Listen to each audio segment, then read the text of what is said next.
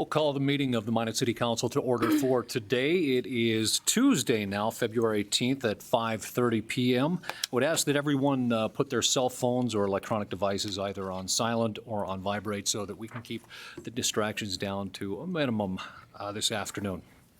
Roll call, please. Janser. Here. Olson. Here. Pittner. Here. Padragula. Straight. Here. Wolski. Here. Sitma. Here. Pledge of Allegiance. I pledge allegiance To the flag of the United States of America and to the republic for which it stands, one nation, under God, indivisible, with liberty and justice for all.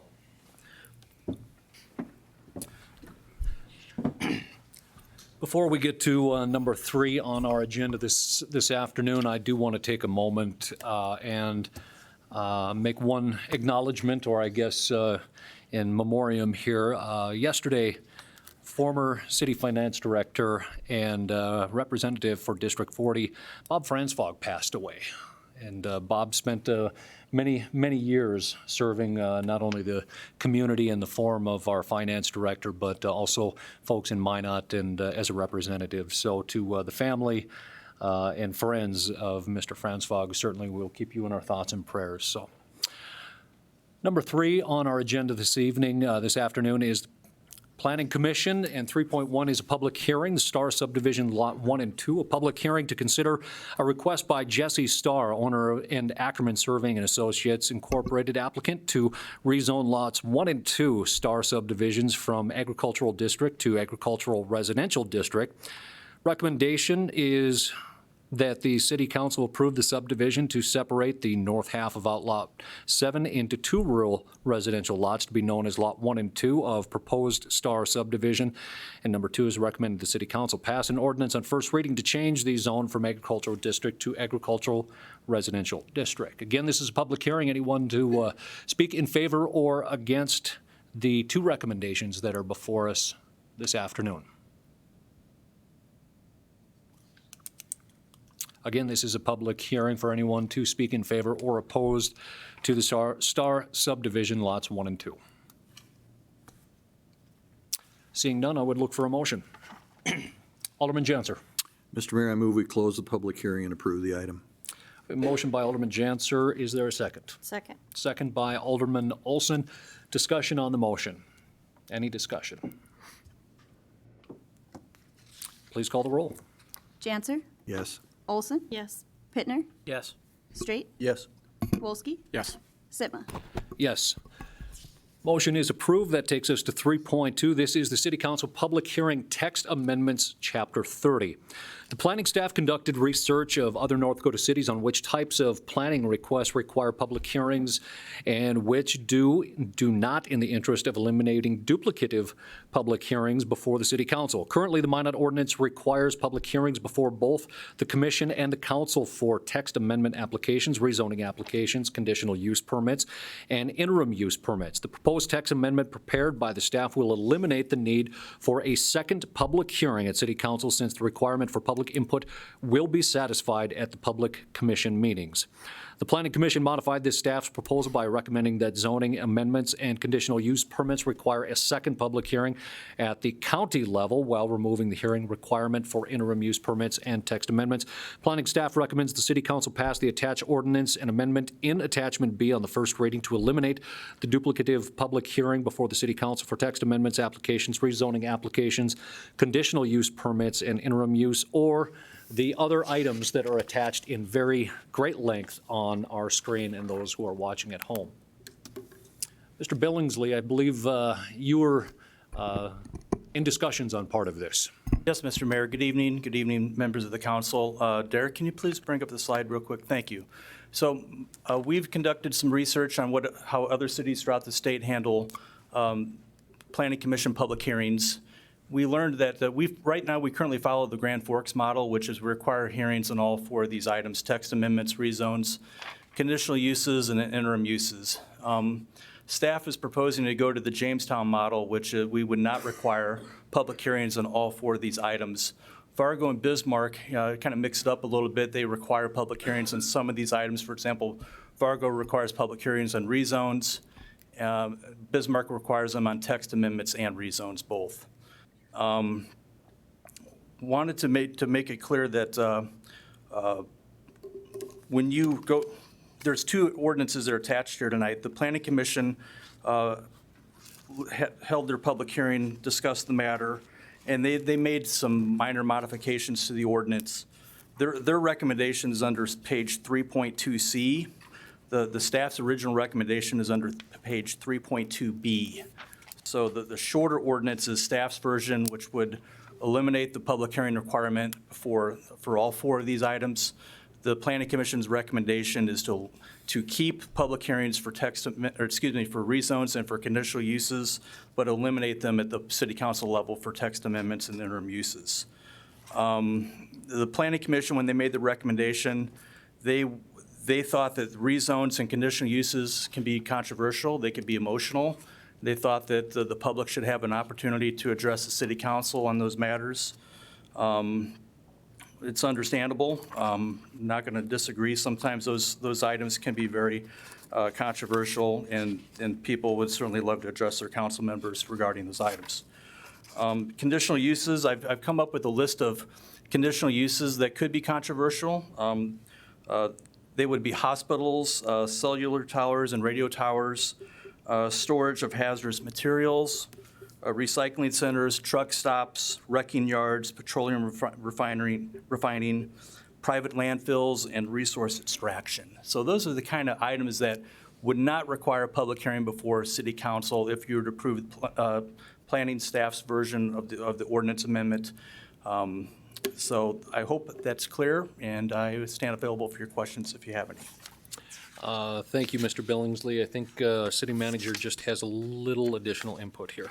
Thank you, Mr. Mayor. I just wanted to clarify, thank you, Mr. Billingsley, for your information there. You've used the term several times, eliminate public hearings, and I just wanted everyone to understand we're not talking about eliminating public hearings altogether. Before the the recommendation that Mr. Billingsley has before you for your consideration tonight is to eliminate duplicative public hearings, meaning that all of the public hearings that have been so referenced up to this point would still occur at the Planning Commission level, where citizens would be able to come, have their issues heard. Planning Commission will make a recommendation after they take that information through the public hearing, create that recommendation. It would come back to you, and you would not be required, as you are currently, to rehear and have that public hearing again.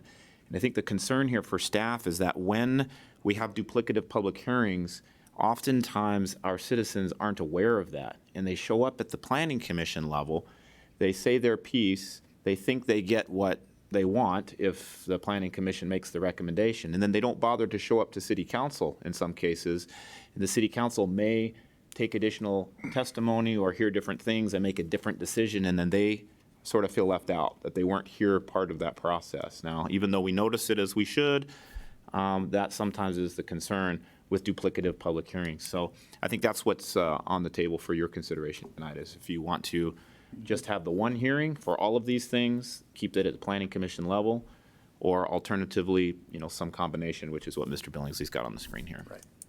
Thank you. Thank you for Mr. Billingsley and Mr. Barry. We do not have a motion yet, and would look for a motion from council. Mr. Mayor, Alderman Wolski. kind of an unusual motion here, but I move we just open this for discussion at this point. I don't think we do need a motion on that unless we're not prepared for a motion yet. Then Alderman Wolski, if you've got some further discussion, then please. Sure. Question maybe for probably both Mr. Billingsley, maybe our city attorney, maybe our city manager. In terms of when we put it in the letter of law that we are going to require 2 public hearings, does that create, let's say, notification challenges if there is sort of a clerical error in one of the notifications that sort of has the potential to delay an action, or are there additional requirements that come with sort of the official public hearing syntax, if that makes sense? Mm-hmm.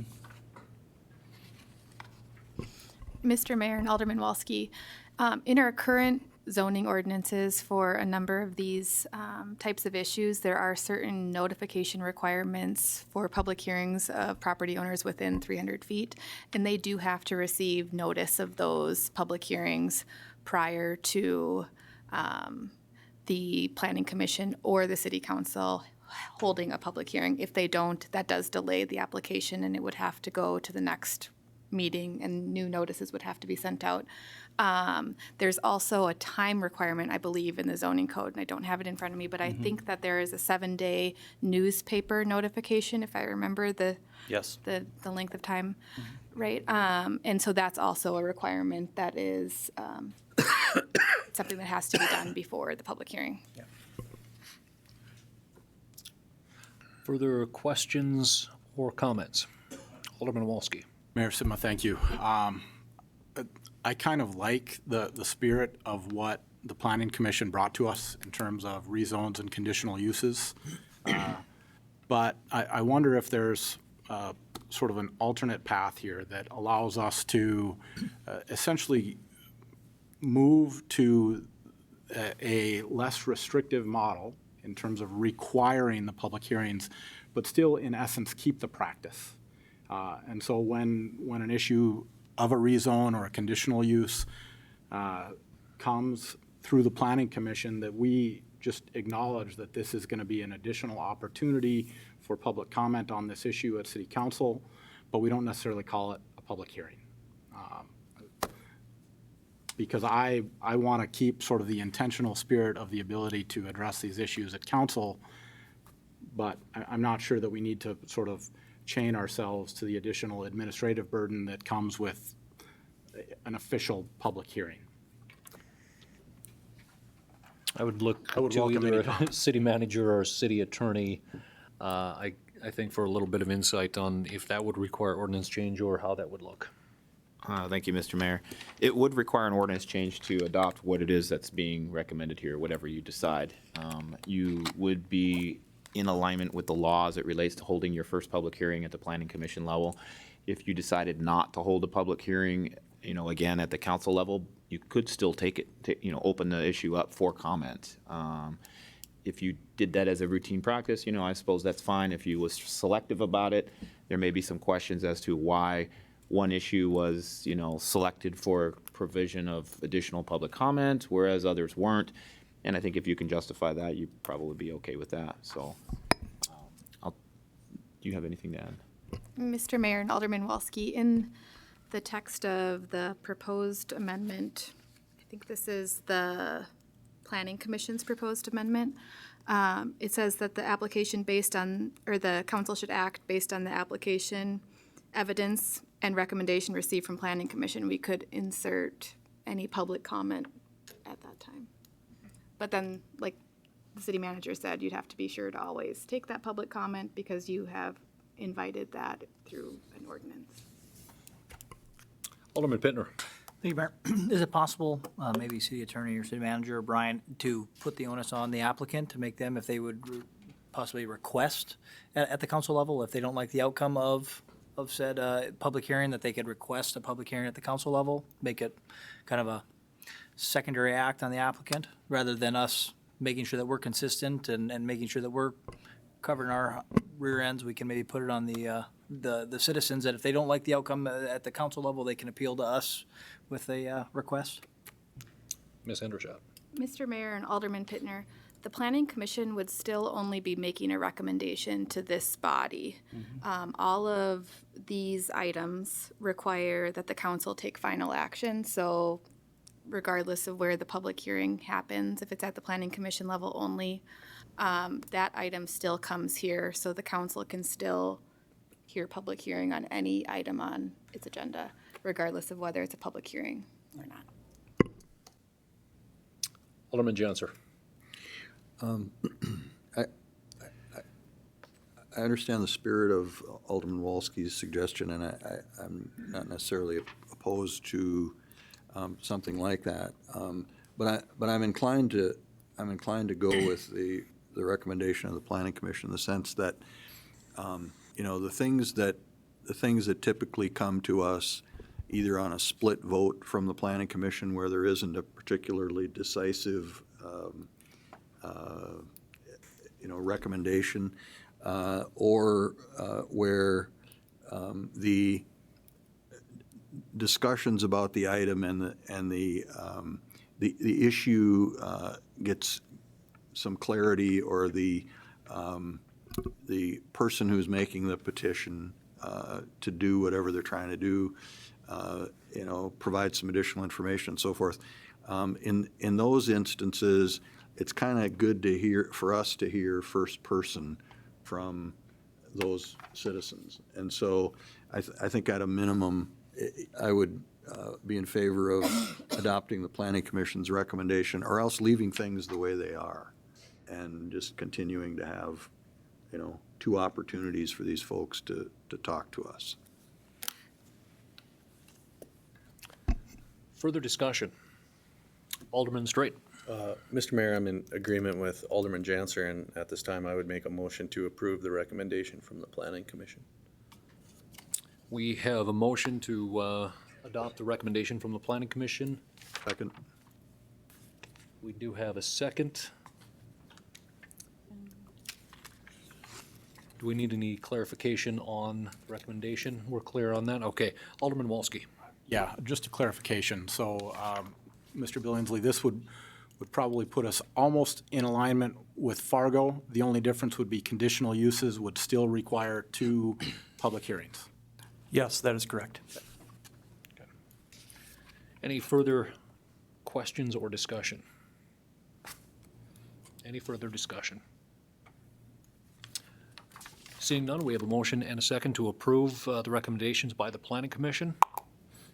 Please call the roll. Straight, Yes. Wolski, Yes. Sitma, Yes. Cancer, Yes. Olson, Yes. Pittner. Yes. Motion is approved. That takes us to number 4 on our agenda this afternoon. That is consider the report of the Magic Fund Screening Committee. The annual compliance report for the Magic Fund Screening Committee is attached to the council review, is also available online.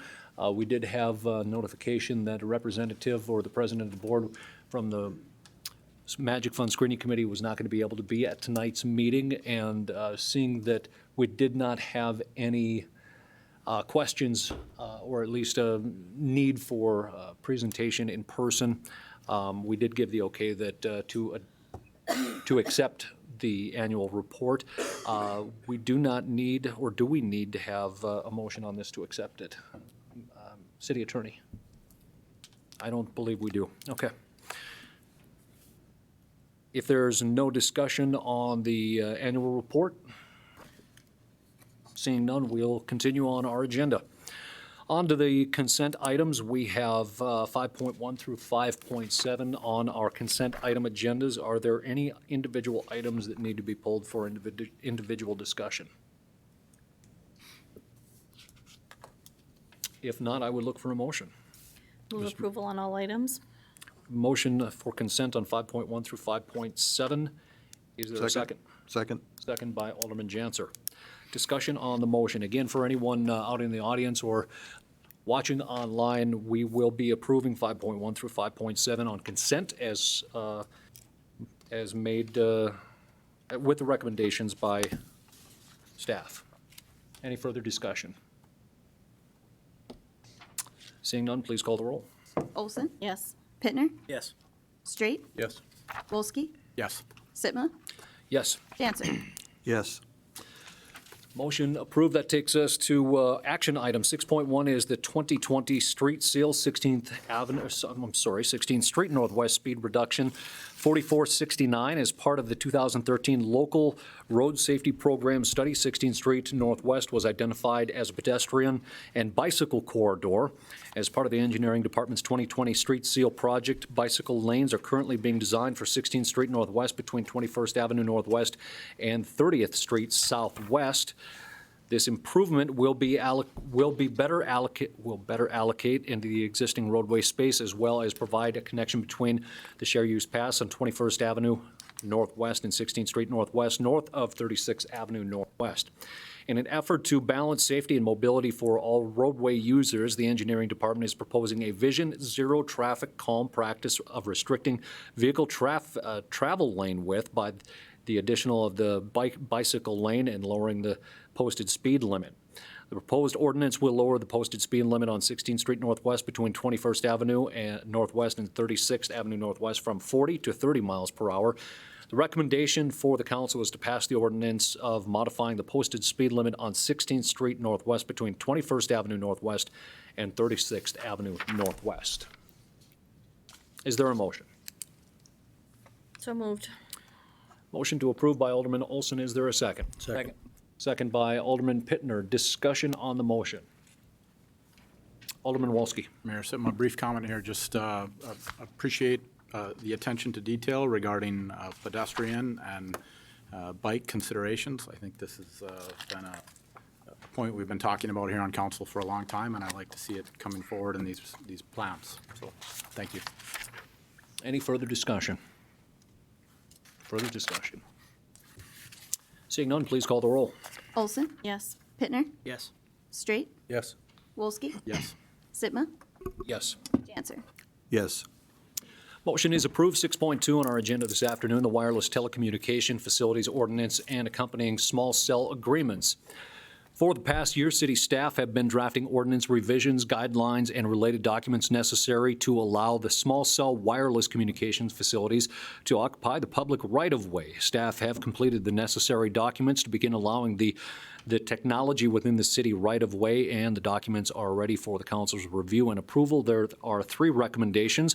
The recommendation that the council approve the ordinance on first reading. Number 2 is approve the master attachment form agreement with Verizon Wireless and authorize the mayor to sign the agreement contingent upon final passage of the ordinance. And 3, approve the attached resolution to adopt wireless communication facilities guidelines contingent upon the final passage of the ordinance. Is there a motion? Mr. Mayor, I move the item. Alderman Janser, motion to approve. Is there a second? Second. Second by Alderman Olson. Discussion on the motion. Alderman Wolski. Mayor, Sitma, a brief comment and maybe kind of a challenge to both the council and our staff. The adoption of a big new policy like this and the crafting of it, obviously a very significant challenge. I think we on council have the next challenge, which is attempting to take all of this in and put it in some sort of context. And I read through this, and I think based on my, individual reading, this is very much in line with what I would support. We have a template from Fargo that we're roughly following. The challenge is, how do we incorporate council into the development of these policies and process a little earlier so that we can have a little fuller context and deeper context in what's in front of us. It's exceptionally difficult to look at a big piece of policy like this and digest it meaningfully without the benefit of the discussions that went into how we got here. I realize there's just some general workflow and expeditious completion of these tasks that go into a lot of this stuff. That's why I'm calling it a challenge. But from my perspective, I, as a council member, we are the primary policy-making board, and I think it would be helpful to have us more integrated in policy development earlier in the process. Any further discussion? Alderman Janser. I would just comment that this move to 5G is going to be taking place, and if we can be rather early in the deployment, that's probably a good thing for our city. The capabilities, will enhance wireless communication rather significantly, and so as the 5G handsets, devices are quickly becoming available, if we can have the infrastructure in place, we will early on receive the benefits of that capability. So I think it's I think it's good that we're at this point now and that we adopt this. And if it turns out that there are, some things that we need to tweak as we go forward, we certainly can do that. Thank you. Any further discussion?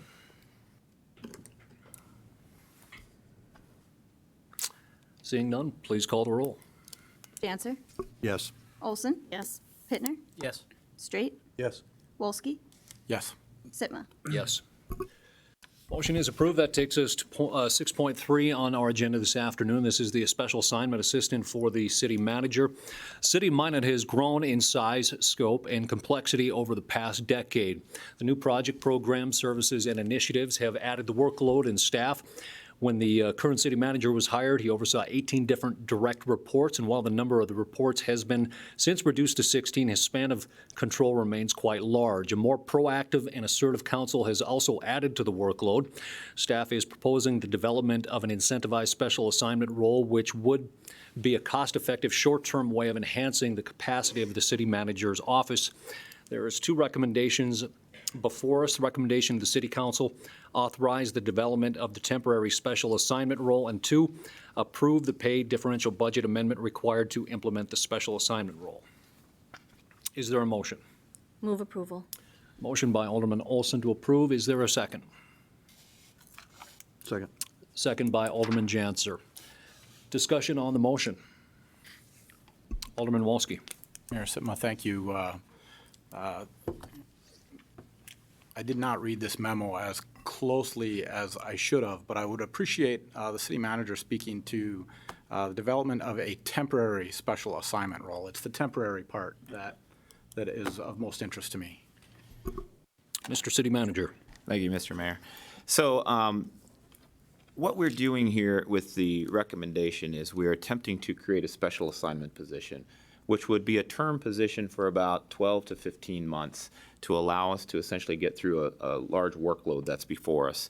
And to do that, this isn't a position that we're looking to hire somebody in and create a new FTE or even a new part-time position. We're essentially looking to allow a existing staff member at the department head level to come in and essentially take on additional duties and get compensated for those additional duties to help us move through the workload. So that's why it's temporary in nature. It is possible that if workloads continue as they are and things mature as the way that things are looking right now, that there may need to be an extension at some point or maybe another consideration for an alternative approach to this. But certainly this is a first attempt to essentially get our arms around the workload at this point in time. If I may, Mr. City Manager and Alderman Wolski as well, address that a little bit. And a big piece of this also comes around, I think, what we've all been talking about and needing for our community is the work that begins on the strategic planning process. And that, of course, being a significant workload, and then also tasking some of these other projects that the City Council itself has pushed forward, and whether that be NDR programs, whether it be additional tasks through the LMI, the City Hall, acquisitions, some of the flood control or NAS, and then also some of the growing open records requests and other, I don't want to call them minuscule or mundane, but certainly the additional workload that has ticked up and looking for additional resources. Alderman Straight. Thank you, Mr. Mayor. If you could maybe clarify a couple things for me. One, who would be the panel that would ultimately decide or be interviewing these possible candidates? I would almost either look to our city manager or HR director for some direction on the selection there. Mr. City Manager. Thank you, Mr. Mayor. Alderman Straight, we haven't actually selected the panel yet, but I would imagine it would look similar to a panel that we've used for the vetting of other staff positions. For example, we usually take 2 and 3 panels of a group of folks to interview and select and vet various folks. I don't think we will be that involved here. We're talking about an existing staff member. The Human Resources Director and I talked about maybe a small panel of 4 or 5 people. It would likely include at least a council member. We have attempted in my short time with the city to have a council member involved in the hiring of positions, and certainly I think that would be beneficial for us to have a council member as part of that panel. I imagine it would be myself, the HR director, and certainly a council member and maybe possibly one or two other folks, but we haven't identified specifically who that might be. Continue. Thank you. Mr. Mayor, I guess I'm concerned, or maybe somebody can clarify for me, maybe Tom, consuming about 35 to 40% of a department head's time. So that's over and above, do we have department heads that have 35 to 40% time currently available?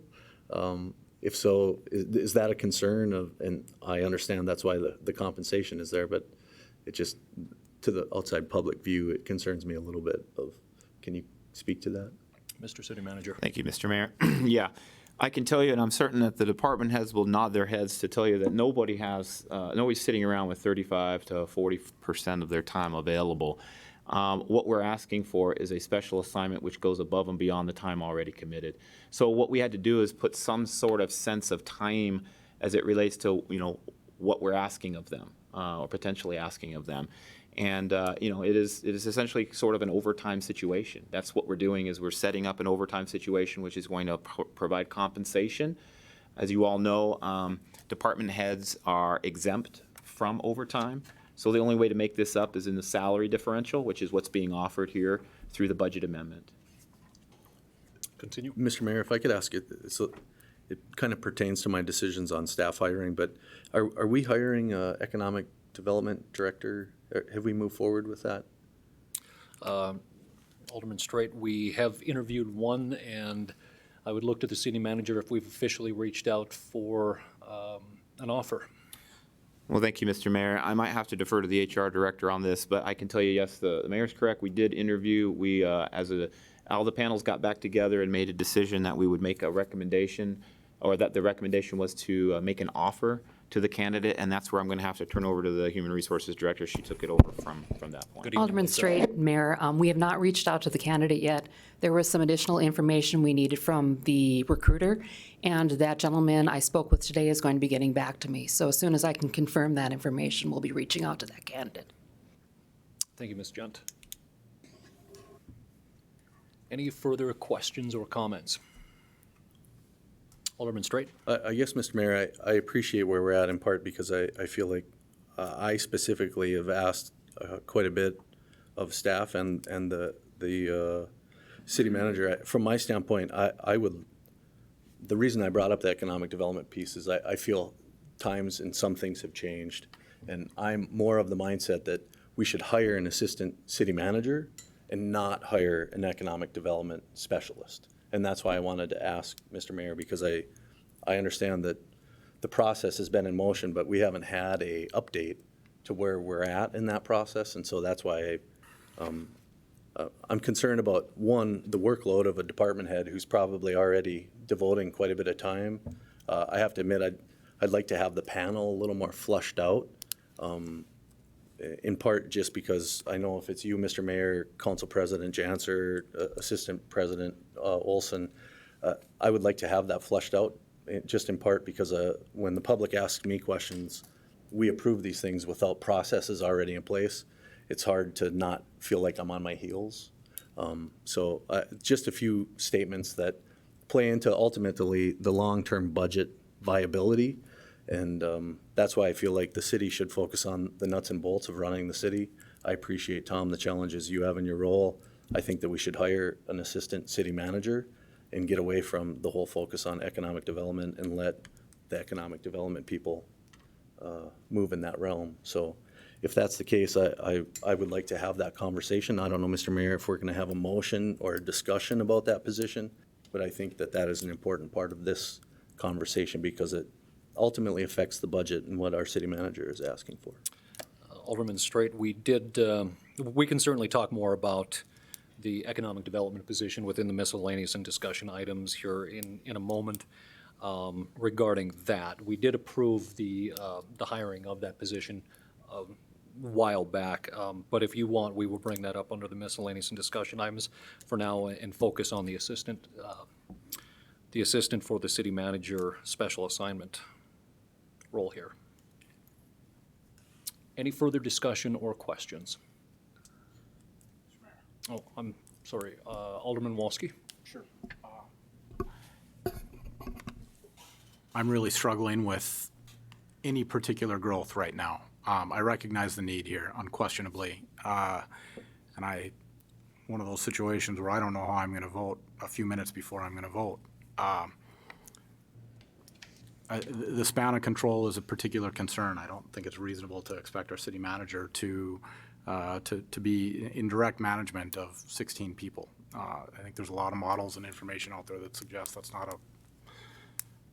not the best way to do things. So this being an opportunity to make a dent in that, to get a sense of demand, I would also suggest that we, the council, need to, if this moves forward, one of the priorities for me and the council would be getting a compass and getting a sense of our direction. I've been very confused lately about what we're doing, and short of being able to find a clear direction and identify some of our values, it would actually be my recommendation that we begin reducing the load and reducing the special projects and the special things, which would thus potentially reduce the need for some elements of this. I'm kind of talking out loud here, but I want the council to hear my thoughts, because I think the community has some concerns over growth, and I think we should always be very careful and contemplate those types of decisions with a lot of thought. Thank you, Alderman Walsky, and sharing much of those sentiments. And that's where I'm hopeful that if we're able to work through a strategic planning process, many of those answers would actually be achieved, and much of that direction would also be given perhaps on staff and for the elected as a matter of direction. And that's, from my standpoint, a big piece of this with that strategic plan, a big piece of this workload that should hopefully help with that. Alderman Pittner, you had your... Yep, just a quick question, I guess, as far as the department head possibly taking this position, the individuals that would, if that department head's going to dedicate 35 to 40% of their time, how does that workload that they're foregoing on to their subordinates, how do they feel about taking that on? Has that been factored in, or will they be compensated? That's just I'm thinking of the human element of that. If someone's going to move up and take more responsibility and someone's got to pick up the extra slack, that's just, if that's been considered. Mr. City Manager. Thank you, Mr. Mayor. It has been considered. Actually, it'll be part of the criteria for the panel to review. So we have to make sure that the department director is not only the right person that has the skills and capabilities, but also has the time and also has the support behind them in their organization that they're going to be stepping a little bit away from as they take on this role. And so that's all going to be part of the factors that are going to be considered. It's possible, I mean, that we don't have somebody that fits those roles, and I may need to come back to you and tell you that it didn't work out, and we need to maybe think about some other course of action. At this point in time, I'm hopeful. We haven't accepted any kind of intention letters or any application, if you will, for this. But essentially, we're looking at the opportunity to do that with your favorable consideration tonight. So, but that has to be part of the criteria. I mean, we have to have some depth in the organization of leadership in order to take on some of those roles that'll be advanced. Further discussion. Alderman Straight. Mr. Mayor, can I just ask one more question regarding the budget? Yes. And the idea of the amount of money that was we have department heads, and forgive me, but I know many of them probably have different pay scales, different roles of experience in what the city manager is asking for within this. Is there a concern that by, I guess from my standpoint, in good faith, Tom, I want to help you. I'm also just a little concerned about putting the dollar amount out there. If it, maybe it doesn't cover it at the end of the day, maybe it does. But if somebody's going in and they're expecting that and they don't quite have the qualifications, one, I'm a little concerned of how you would handle that then, based on it being publicized tonight. I would like to know the person that you would like to see the panel and then brought that back with the recommendation to move forward with a budget item. I'd feel a lot more comfortable with that at the time than proceeding tonight as it is. Mr. Mayor, if I may. Yes, Mr. City Manager. Alderman Straight, I appreciate very much what you're saying. This is kind of one of those things, is the cart before the horse or the horse before the cart? You know, do we get people excited and do we collect applications, go through a process and then come to you and say, what are you guys doing? This is a bad idea. We're not going to support this financially. Or do we come to you and say, here's the concept and here's the range? That's why I put a range of $12,000 to $15,000. Typically, when we have a working out of class situation, let's say a department director leaves the city and a subordinate has to take on that role in an interim capacity. We typically give a certain percentage of increase to that particular individual while they take on those roles. And that's kind of what the approach is in this particular case. And I feel, based on looking at the salaries of the department heads, that it's reasonable to look at somewhere between $12,000 and $15,000. The differential for the $6,000 additional is, of course, if you increase salary, you have to increase the benefit, component to that. We wouldn't be offering any more benefits than they currently have, but the benefits are a proportion of salary, and so as salary increases, you have to increase that. So hopefully that helps a little bit. There is a little wiggle room in there. It's not great, but we also felt like in being as transparent as possible, we needed to get you some sense of what the financial impact might be to the budget. Further discussion? Any further discussion? Seeing none, please call the roll.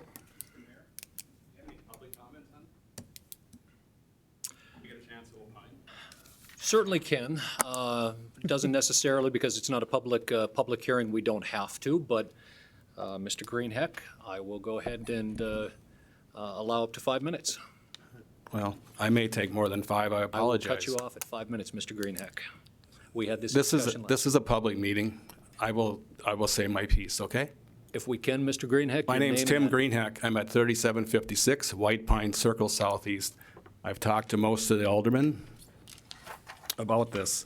We're getting conflicting signals here.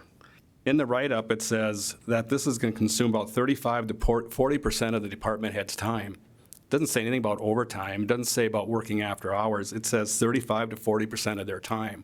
So what's the deal here? What's the actual truth? Why would they have to designate, if they're working full-time and doing their job, why are they delegating stuff to subordinates if this is strictly an overtime thing? We're getting two different things here. So I guess I'd like, what's the truth here? Do you want to continue on with your piece, or are you looking for answers as we go on? Well, I just asked the question. Can you answer that question? Mr. City Manager. Yes, thank you, Mr. Mayor. So, Mr. Greenheck, the position requires about 35 to 40% of that time. Of what time? Of their total day? If you look at the way we evaluate FTEs, an FTE is a full-time equivalent. So I'm if you aware of say that 35% of an FTE, that is what's been identified as the amount of time that would be needed to fulfill this requirement. Okay, so where is that 35% coming from? Their daytime duties? A portion of it would likely come from daytime duties, and a What portion of it portion? would likely come from overtime, additional work that an employee would have to put in. If we have a highly efficient employee, they can take on the additional work within the timeframes. We're going to allow them to do that. If they need additional 40% of time that they have to devote to the position, then they'll have to devote 35 to 40% of additional time to the position. It's all going to be dependent upon the talent and skills of the individual that ends up in the position. So I guess we get back to this, so it's not necessarily all overtime then. That's what was conveyed just a few minutes ago, that it was overtime, but it's not. I'm not suggesting it's all overtime. I'm suggesting Earlier it was suggested. I'm not going to argue with you. What I'm telling you is that the position, because staff members who are exempt from overtime don't get overtime, you could look at this compensation like overtime. It isn't overtime. We don't pay overtime for exempt positions.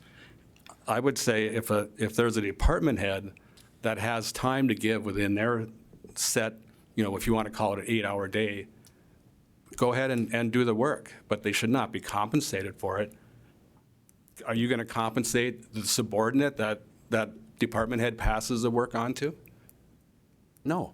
Why should they? They're working within their 8-hour day. I just, and Alderman Straight brought this up, the review panel, that's being danced around here. That should be set before. And I also asked, what kind of signal does this send to the other employees? So you don't have to put in your 8-hour day. You can go put 2 hours in over here, and they're going to get compensated extra for that. Last month, Mr. City Manager, you were granted a 12.5% pay increase, correct? Roughly? Mr. Greenhick, that is what we, as a council, approved. Yep, $20,000 increase, right? And that's about equal to what you're asking for now for the special assistant. So at the time that this raise was discussed, why wasn't this figured in there? Why wasn't it said, Mr. City Manager, I'll tell you what, you can have a $20,000 pay increase. We expect you to do a little bit more. Or we'll keep your salary where it is. We'll use the $20,000 to hire you an assistant. You're getting 2 bites of the apple here. The public's not going to go for this. And I guarantee you, I'm not the only one that's feeling this way. I'm not. And if this was a private business, and I know some of you are business owners, if you had an employee come up to you and say, hey, I can't fill my whole day, I'll go help the other guy over there, but I want to get compensated for it, you'd laugh at him. I want you aldermen to treat this as if it's your money. This is your business. That's how I want you to look at it tonight. Thank you. Thank you, Mr. Greenhick. Any further discussion? Seeing none, please call the roll. Olson? Yes. Pittner? Yes. Straight? No. Wolski? Yes. Sitma? Yes. Janser? Yes. Motion is approved. That takes us to number 7 on our agenda. This is personal appearances. This is an opportunity for anyone to come forward and speak on any item that is either not on our agenda or that is on our agenda this evening.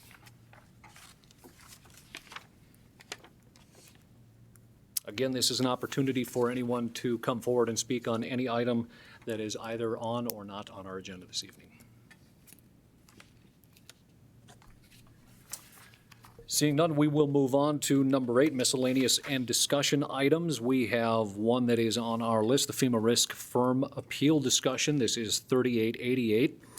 As presented at the last council meeting, the time has now come to make a decision on whether to appeal the preliminary firm or to allow the process of the map approval to continue and to have the maps go in effect in early 2021. Staff is on hand to help provide a little bit of information to the council to consider on whether on this final decision.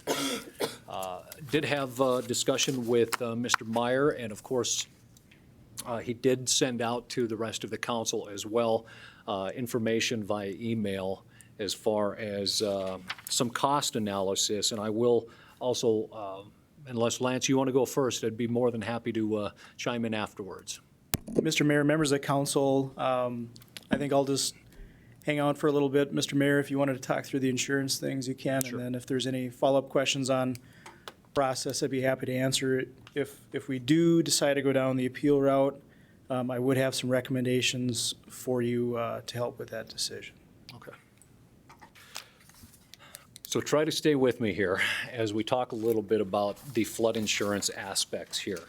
Main question that I ask myself, not only as an elected official, but also as on the insurance side, is what is our risk reward? As I mentioned during the last meeting, is if we were to appeal this with a potential cost of about $250,000 and we do have a delay, what is the benefit analysis of that? Is it essentially worth it in dollars for us to have that delay?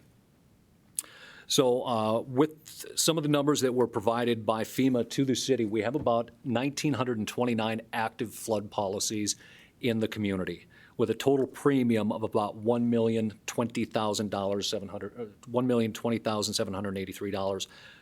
Again, try to stay with me here. Property coverage of about $579,620,000. There's kind of your base numbers.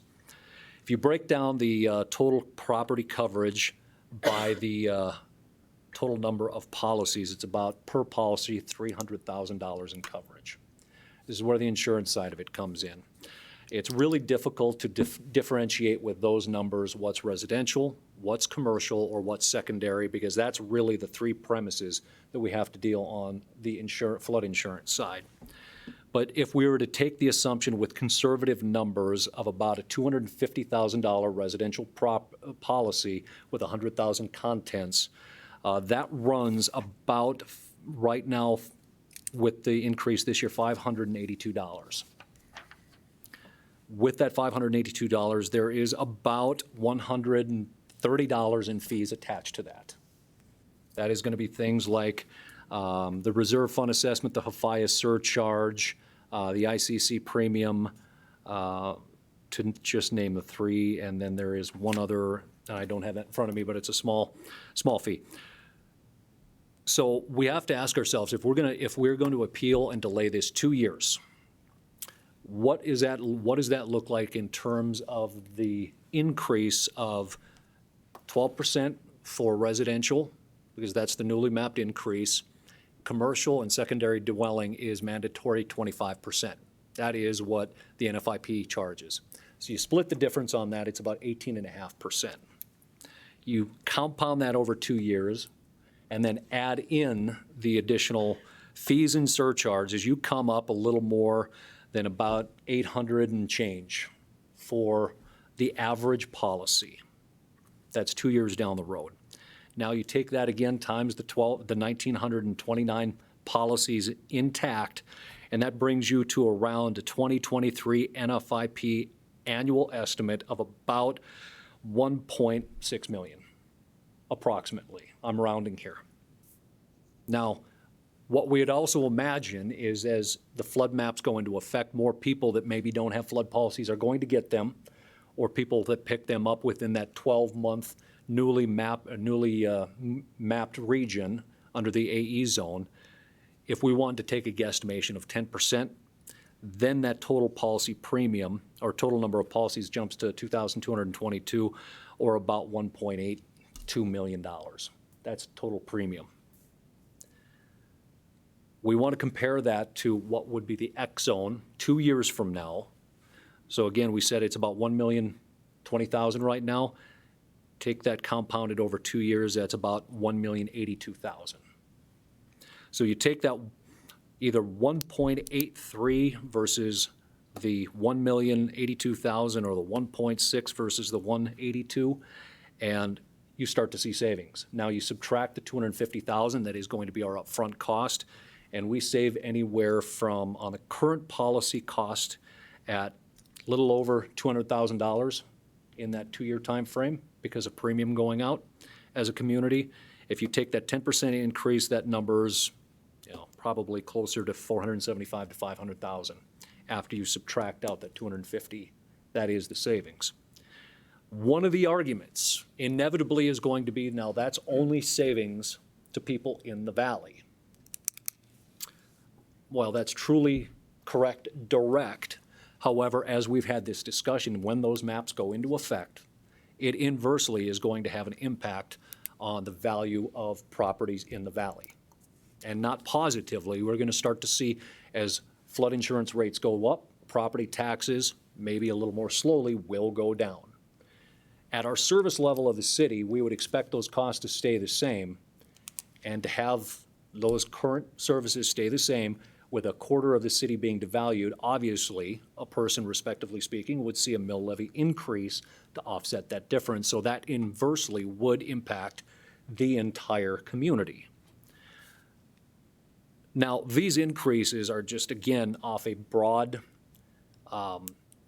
average between a residential policy. Again, commercial has a higher rate, and so does secondary dwelling, and those increase 25% after the affected increase rate change at renewal time.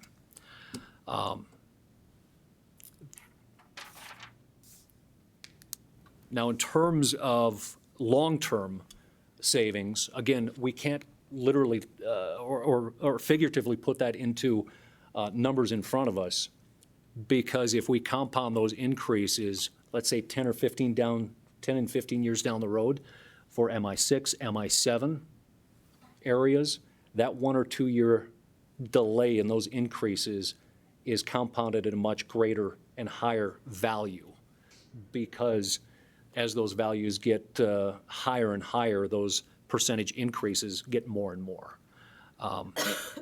It's kind of the short and broad overview. And this is all making the assumption of a 2-year delay. If we only have a 1-year delay, we would still see, at least at this level, savings in my estimation, unless they turned around and just denied us at face value. But my understanding, at least at this point, we would hope that they would go through the process and do their full evaluation based on our estimation. The estimation, again, that was provided to us was arguing that through our hydrology, that it's not 10,000 CFS at the flood, at the base flood elevation, it's 8,000.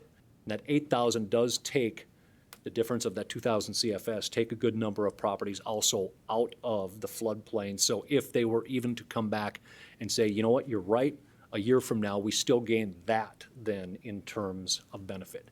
Now, if they come back and deny us in a year without the change, we would still see cost savings both in the near term and I think in the long term for folks that are farther along in the flood control process.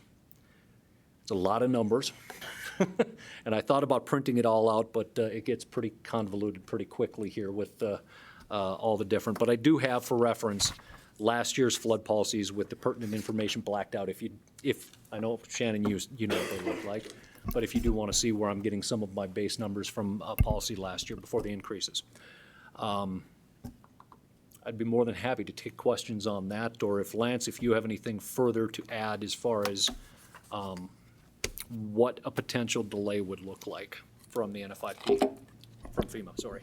Well, Mayor, I've solved calculus problems that are much simpler than what you had to walk through with the insurance stuff, which I think is part of the point. This gets complicated fast, and there's so many variables and unknowns that we have in front of us, especially when you stretch the time frame out over potentially, a couple decades with this flood control project.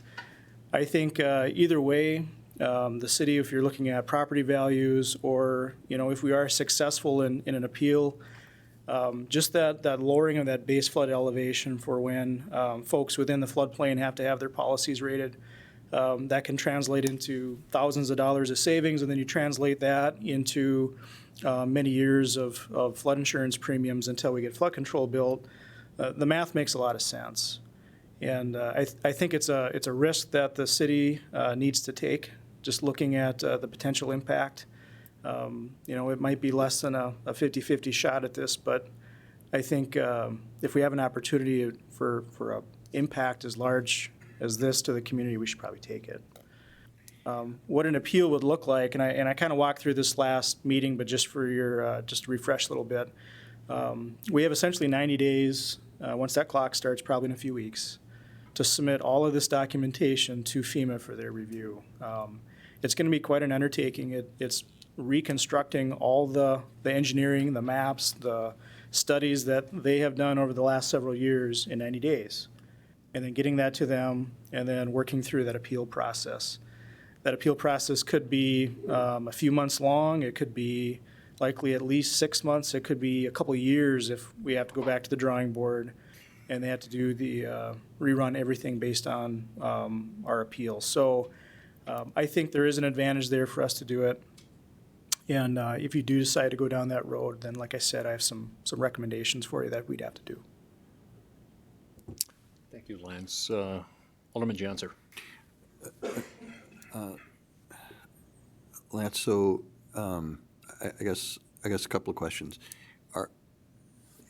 So the estimate of $250,000 to essentially fund the work of the appeal, if in deciding to do the appeal, do we have anything more than that at risk? I mean, I realize that's not a hard number, but I mean, is there any other?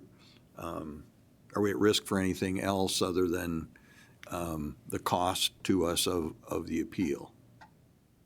Mr. Mayor and Alderman Janser, yeah, I think there is some risk there. We think it's slight, but there is some risk where potentially the Corps of Engineers or other agencies might say, well, if you guys are arguing the flood flow rate through Minot is something less than what FEMA's publishing, maybe some of these flood control components don't make sense anymore at the federal level. If that's the case, then I think we need to regroup and take a look at that, have those discussions with those agencies, potentially the congressional delegation if it gets to that point. We can always withdraw an appeal if we needed to.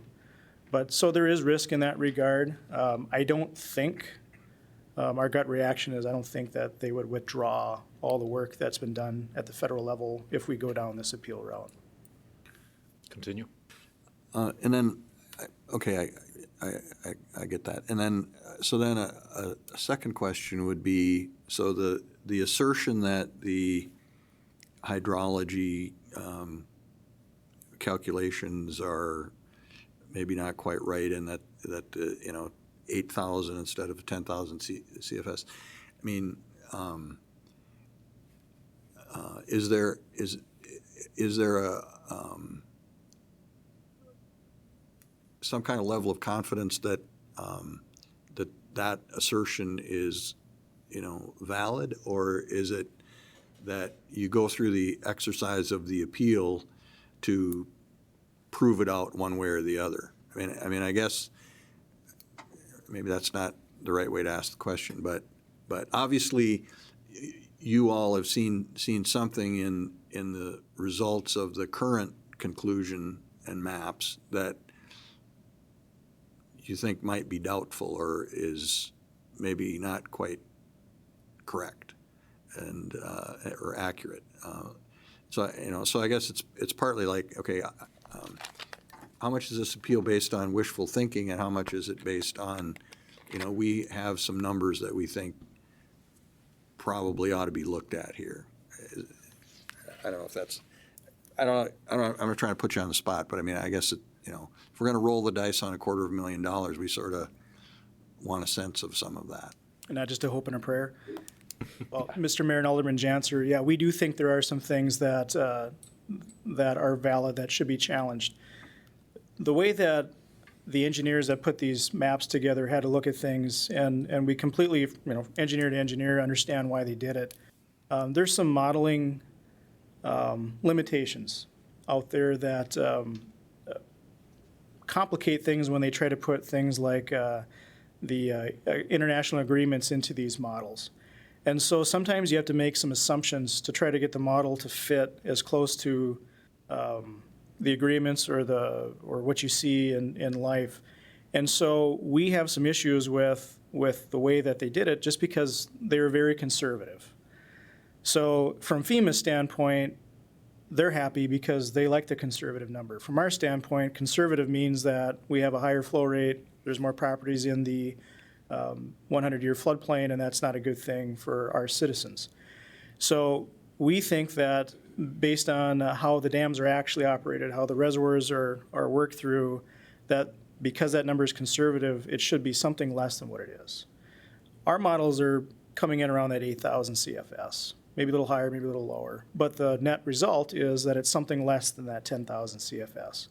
We think we can make a good case at that. Whether FEMA will accept that, or if the appeal goes to a scientific review panel and they accept it, that's the unknown that we just don't know. And Mr. Meyer, that's also using data on how those dams were actually operated at the times of 2011 and was it 2009, if I'm trying to remember off of the handouts that were in, utilizing some of that data as far as how they're coming to that conclusion, correct? Correct. Alderman Pittner. Thank you, Mayor. Lance, does this affect, obviously the maps within Minot, but the surrounding areas when you talk about implementation of flood maps for Burlington or downstream or upstream of Minot? Mr. Mayor and Alderman Pittner, so this project was a countywide mapping project. So anything within Ward County within the Service River Basin, that's what was studied. So unfortunately, we can't just hone in on Minot and say, well, we just want to look at the Minot stuff. And because it's the hydrology that we're appealing, that's the total water that goes through the basin, it has to be accounted for somewhere. So you have to start at the very top of the basin and work that water all the way through. So it would affect everyone. Okay. Alderman Straight. Mr. Mayor, Lance, I guess I just haven't asked the question, but what are we going to pay the $250,000 out of?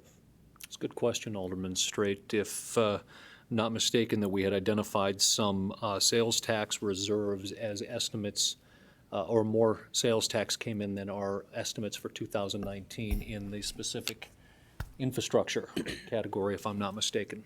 Thanks. Alderman Straight. Thanks for the continuation, Mr. Mayor. I guess, Lance, you, Mr. Ackerman, Mr. Jonason, all the work that goes into the flood protection plan, and we get deep in the weeds on engineering. The residents of East Minot, I'll just cite my father because he asks me these questions every day. He lives behind the ground round. We are in phases 6 and 7, and down the road, Mr. Mayor, we were smart to start where we did. 65% of those residents are going to get out of the flood maps first and foremost. I know you live there, sir. I don't hold you, and I don't have any animosity towards you, Mr. Mayor. Happen to live upstream of you. That's Right, the sure. difference. But the fact for the residents in East Minot is we need to do everything we can to delay. And I think that whether it's sales tax reserves or hub city dollars, I think back to your statement, Mr. Mayor, during the state of the city is it's one voice. We're all in this thing together, and I think that we have to appeal it from the standpoint of every delay tactic is going to give residents in East Minot that are going to pay more over time as we wait for those reauthorizations to come through by having the flood protection plan done. I think we have to do that, and I know that, as you had stated, Mr. Mayor, that I can tell you what my tax assessed value is in the flood plan, and I'll tell you that I've talked to a couple of realtors lately that said, Shannon, good luck. You're not going to get that. And so, there's that fear, and I think as you start ticking up all the additional costs that are there as we are going to wait, I just think that's money that we have to spend that is, it's in the best interest of the community, so. Alderman Straight, and I certainly don't want to scare anyone who has a house down the valley that might be looking to sell it. I've also been in discussions, even just today, with realtors talking about impacts of flood insurance down the road. And that's certainly something I think us as a community moving forward are going to have, I think, greater discussion, both as the maps look to change, whatever that date is, as far as just an outreach program to people to help them understand who's affected, how they can find out where, but also the potential impact on their community. And certainly they'll be able to reach out to realtors who are, at that time, we hope, well-informed on potential impact versus costs for flood insurance and how those can help be offset. So further questions or discussion? Alderman Pittner. Thank you, Mayor. I just wanted to kind of maybe some comments, just with some of the items that we've dealt with as far in relation to flood protection over the past handful of meetings. With this decision, maybe tonight, how could it affect possible federal interest in portions of the project. We've dealt with a $30 million increase roughly in phase 5, having to rework that plan.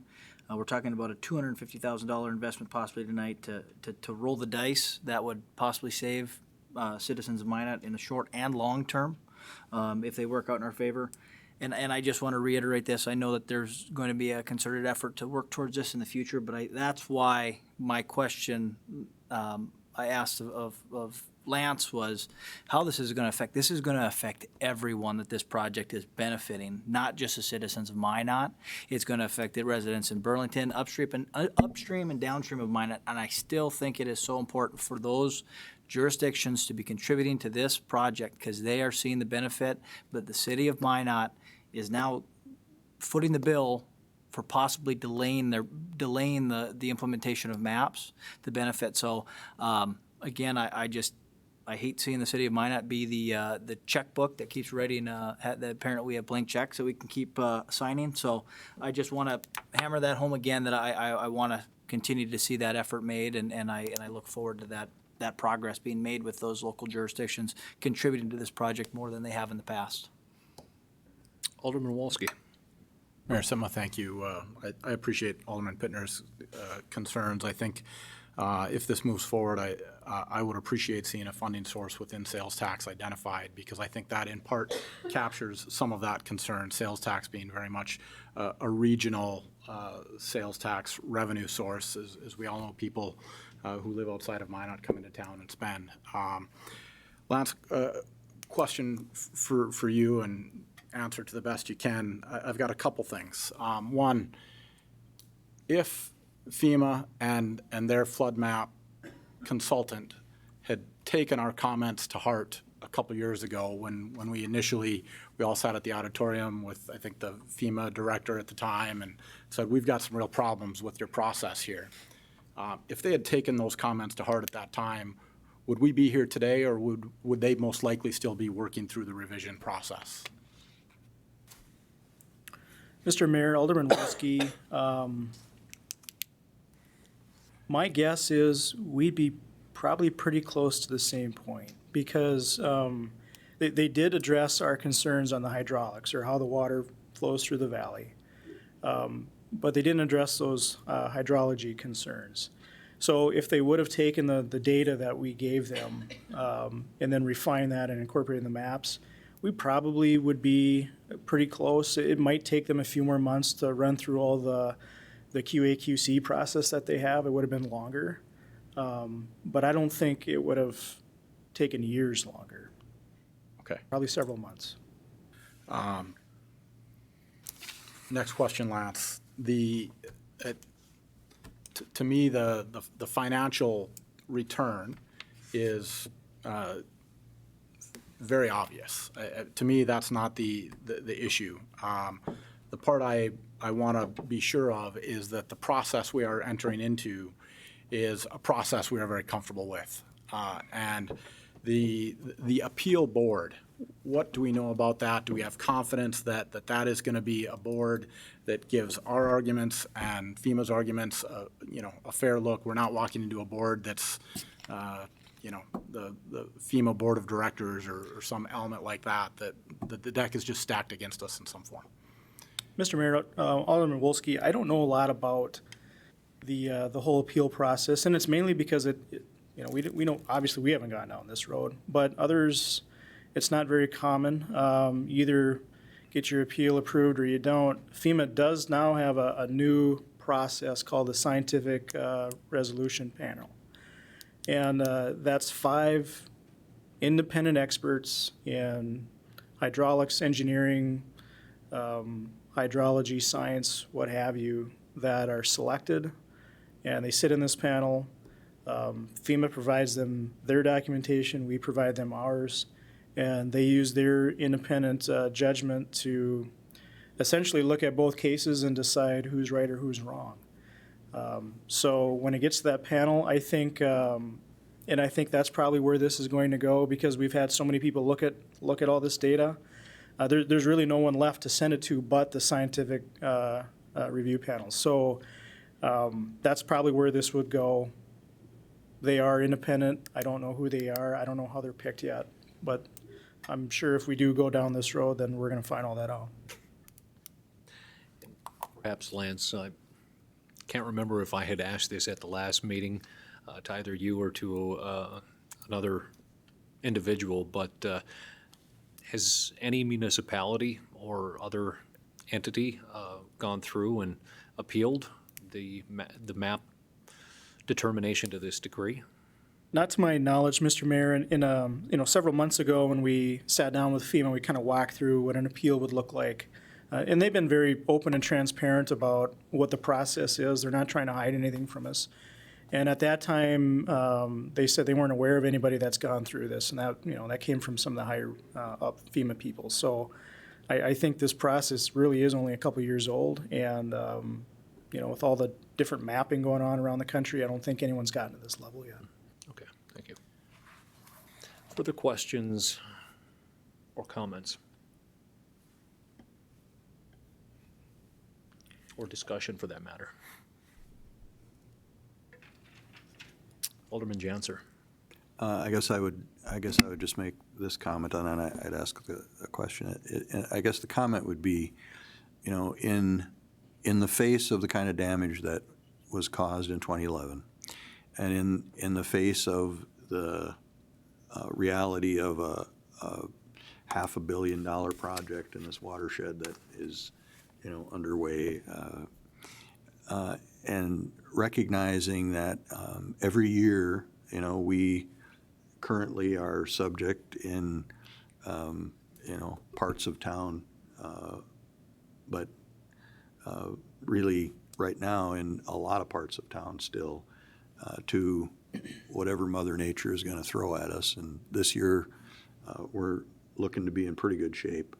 But, it seems to me like the $250,000 against those numbers, if we can come up with some of that savings that you alluded to, is well worth the risk.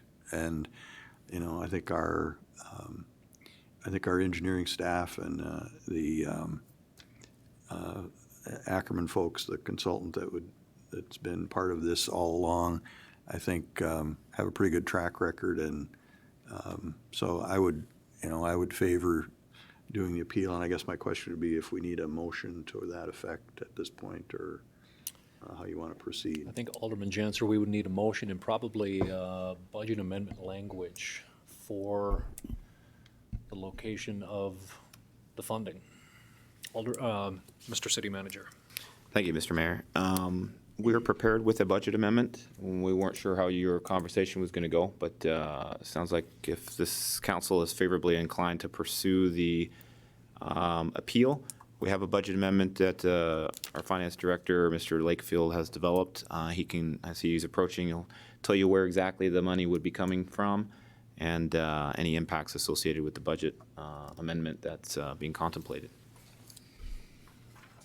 And Mr. Mayor, while he hands that out, I do have, if the appeal is where council wants to go, then I do have 3 recommendations that would get all this in motion for you, if you'd want me to read those to you. If you would, Lance, your recommendations. Okay.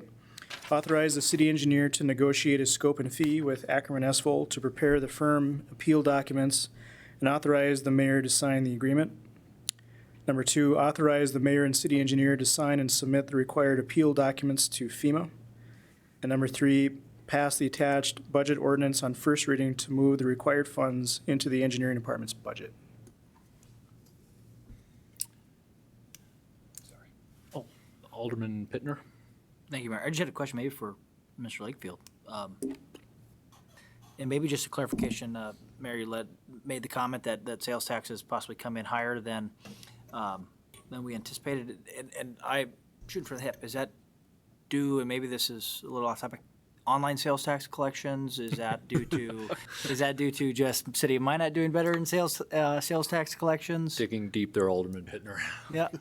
Mr. Mayor, Alderman Pittner, we can't attribute that to online sales tax.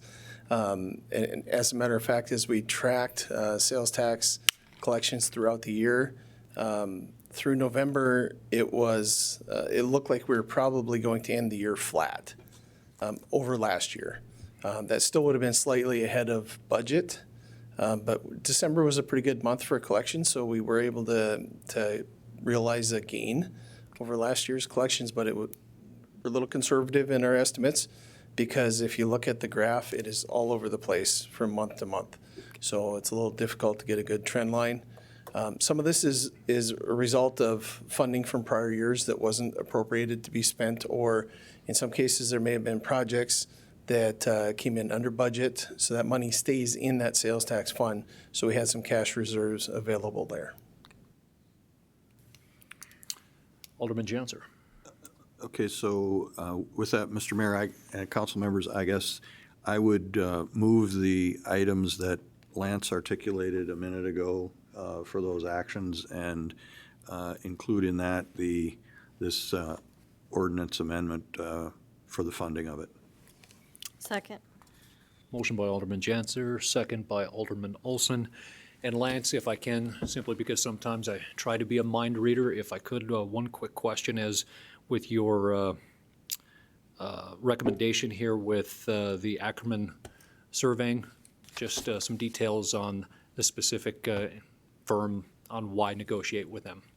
Well, certainly, Mr. Mayor, Ackerman Esphol through this entire process has been working not only with the city of Minot, but with Burlington and Sawyer and others in the region, helping us to work through the appeal comments that are necessary. None of the engineering staff has that kind of expertise. We've never gone through a process like this, so we've been leaning on them pretty heavy, and they haven't charged us anything. And so they've been very community-minded in this, and we appreciate that. But this is quite a bit different than what they're working on before. So because they've developed these models, because they have the in-house expertise and the availability of staff, that's why we're recommending to direct consult with them. Thank you, Lance. Not that I was questioning in any way, shape, or form, but as like I said, trying to be a mind reader for some folks out there. Certainly. Any further questions for Lance or comments? Only for the record, I would also note for myself that even if this was successful with FEMA, my house does not come out regardless in area zone 4. Alderman Walski. Mayor Sitma, just some comments on the motion and the effort here. I think given the process we have before us, which is a board of scientific evaluation, people who have expertise in this who are going to be making this decision, that I would say creates a level of comfort for me that we're going to be able to articulate our argument and let the decision and the science fall where it may. And then the other element, I think, is what Alderman Straight mentioned, which is everybody who does not have a current date or certain future in terms of what the flood protection, when the flood protection project is going to arrive. And so given that large uncertainty and this being a small step we can make, hopefully for the benefit especially of those individuals, but also, Mayor, like you illustrated, the larger community in terms of the impacts that flood insurance will ultimately have on property taxes and valuations. This is an easy decision for me. I'm going to support it tonight. We have a motion and a second. Further discussion? Further discussion? Seeing none, please call the roll. Janser, Yes. Olson, Yes. Pittner, Yes. Straight, Yes. Wolski, Yes. Sitma. Yes. Motion is approved. That takes us to number 9 on our agenda. The department reports the CDBG NDR Program Manager. Of course, we have Mr. John Zakian, who did have a handout for us prior to the meeting, so we can follow along. Good evening, Mr. Zakian. Good evening, Mayor, Alderman. This originally was going to be my time to talk about the entire NDR program, but since we're devoting next Monday as a special council meeting to talk about the entire NDR program, several of the aldermen, including especially Alderman Straight, had asked at the last council meeting to get ahead of time a clear picture of where we are financially with all of the different buckets in the NDR. So what I thought I would do tonight is discuss 3 parts. One is how we got to the allocations that you have in the $74 million. Several of the key statutes that are always applicable and certainly will be, I'm sure, heavily discussed at next week's council meeting, and then the current standing of the budget of NDR by bucket.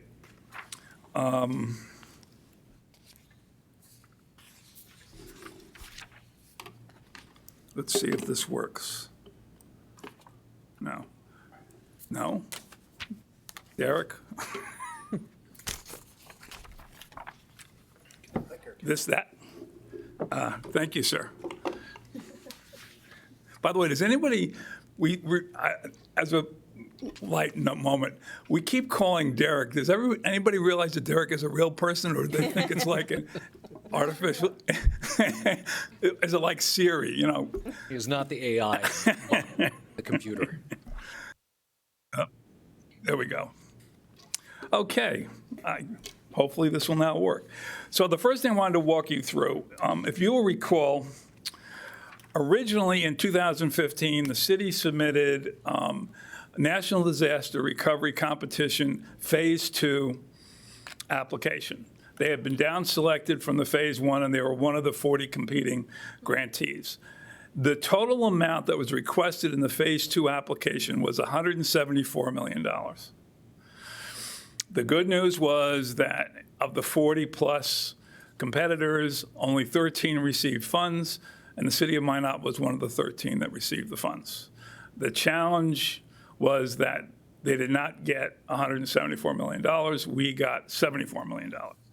So what then had to happen in the early part of 2016 was to reduce and in some cases eliminate projects and activities that had been in the original Phase 2 application. What I want to do is quickly run through what continues to exist, the cut down on those, what were eliminated, and the basis for the elimination. First, the basis for the elimination. It was a combination of factors. A number of the projects either weren't sufficient enough to be scored, which meant that they didn't fall within what HUD felt at the time was the scope of what would be eligible activities, or were scored so weakly that HUD was basically indicating to the city that it would probably not be a good idea to continue to fund them. And then the third factor was the city deciding which activities they wanted to go forward with and the amount of money that they could allocate out of the $74 million that would allow those projects to go forward. So those were the multiple factors. So the primary one was acquisition, relocation, and demolition. That's one bucket. The original request was $33 million. The final award was $20 million and change. Second project was the Riverfront Greenway and Oak Park improvements. That was a combination of improving Oak Park that had been damaged in the flood, and was also talking about connectivity along the Greenway. That originally had been funded for $7,300,000. It had not been scored, which was an indication that for whatever reason, the HUD panel had not viewed that as a project justifying NDR funds. On that basis, plus input from public meetings, again, we had over 70 of them, the decision was to not fund that. So that's at zero. Eco restoration and flood storage areas. This was primarily to, because as you are aware from all the times I tell you, part of our flood control strategy is, in addition to flood walls and levees, is also what is simply grass areas, acres of grass areas that, based on their hydrology and their relationship to the river, can actually absorb floodwater and protect other areas of the city. So they are called flood storage areas. Right now, a lot of those areas do exist along the river. They are green grass. The idea was to originally to extensively reseed those areas into all kinds of natural growth that is indigenous to the Souris River Basin. The city's decision was to reduce that from an actual project to planning funds. So it went from $2.1 million to $357,000. The Souris River Flood Mitigation Decision Support Tool was actually encouraged in the NDRC application process because one of the things they want all grantees to do is take a serious look at factors that could mitigate in the future from a planning standpoint impact from the similar kind of disasters. That originally been requested at $825,000. It was reduced to $599,000. So the subtotal for this category was $43 million. And ultimately, it was just short of $21 million that got funded. Yeah. The next section of both the application and the action plan was building affordable, resilient neighborhoods. Originally requested for multifamily rental housing, LMI, low and moderate income. The original request was $30,300,000. The reduction came down to $20,897,000. In the second category, there was a significant reduction, and that was for affordable single-family homes. The original request had been $39,900,000. That was reduced to $12 million. As best I can gauge the interaction that I was able to find, especially in the conversations and notes between HUD and the city was much more comfortable in its belief that there was far more demonstrable need for LMI rental housing than there was for new construction of single-family housing. So as a result of that decision, again, remember, this is the early part of 2016, they sought to do a lesser cut with the multifamily than the single-family. Downtown public gathering space originally was $10,795,000.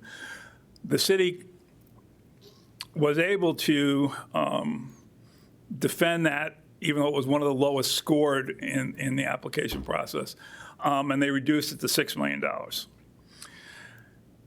One in the original proposal was affordable student housing for MSU students. The original request is $2,500,000. That was reduced to zero. They felt that they were already putting in LMI housing, and you could associate the student housing with LMI housing.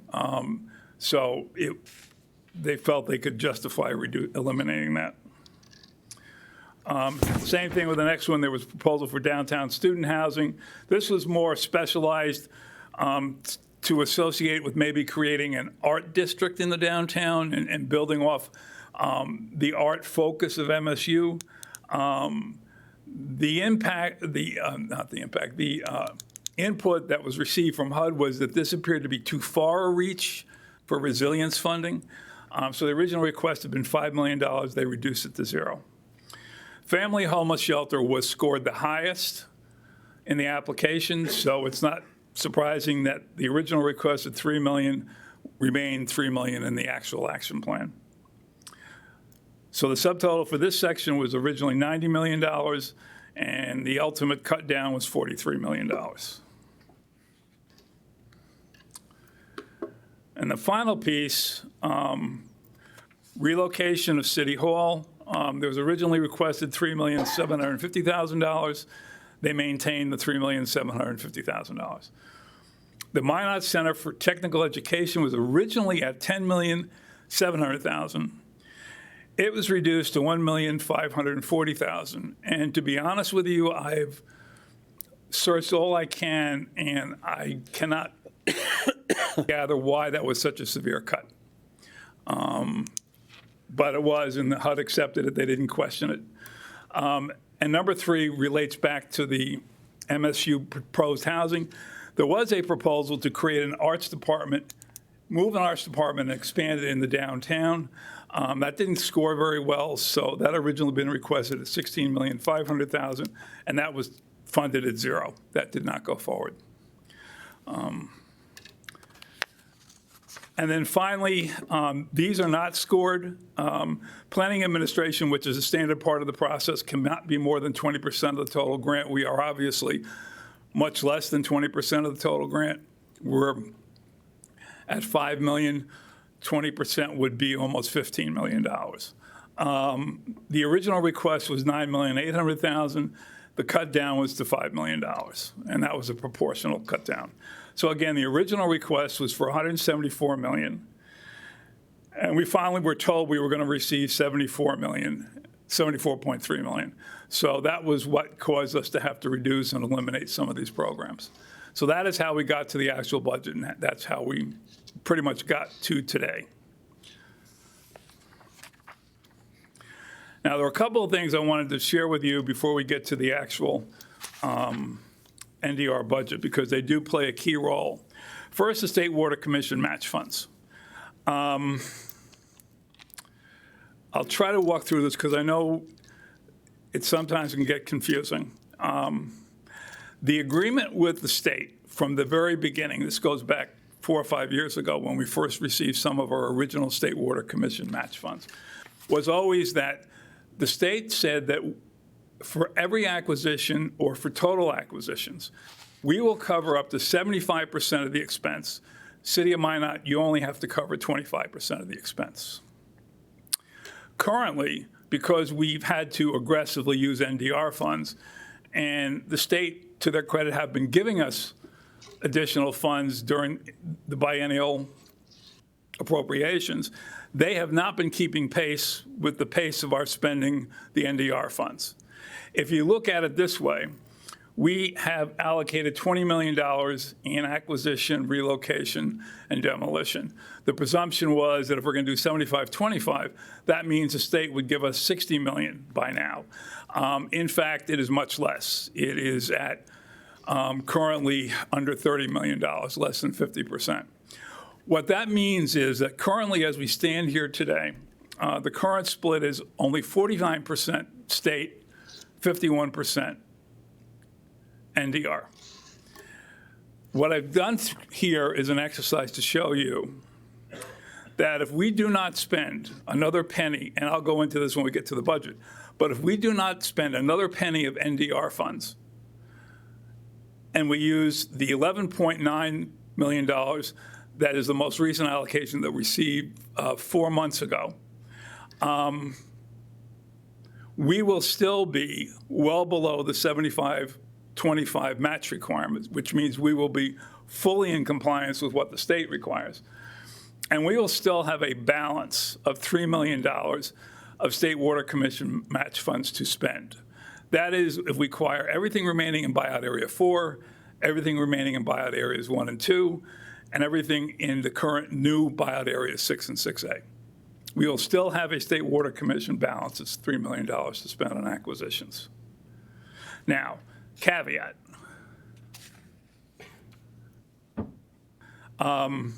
This is all based on current tracking, current estimates on what the costs are all going to be. We're tracking very close to what our estimates are. We have been for 2 years. So our most current counteroffers and offers are accurate. On a positive note, I do want to note, and I think this may be the fastest on record, we have already begun making offers in buyout areas 6 and 6A. We've already had one accepted offer, which I think is the fastest that's ever happened. And we're already set a closing date for early March. So these figures, I continue to increasingly get comfortable with what we're looking at. So just keep that in mind as we go forward. The favorite subject, the CDBG NDR substantial amendment rules. I've taken this, and anyone that would like it, I'd be glad to email it to you. The Federal Register, August 7th, 2017, which is a voluminous document, sets forth all the different triggers that will cause or require a substantial amendment. And they are. And the first 3 are, well, I'll read them and I'll explain because they don't seem very clear.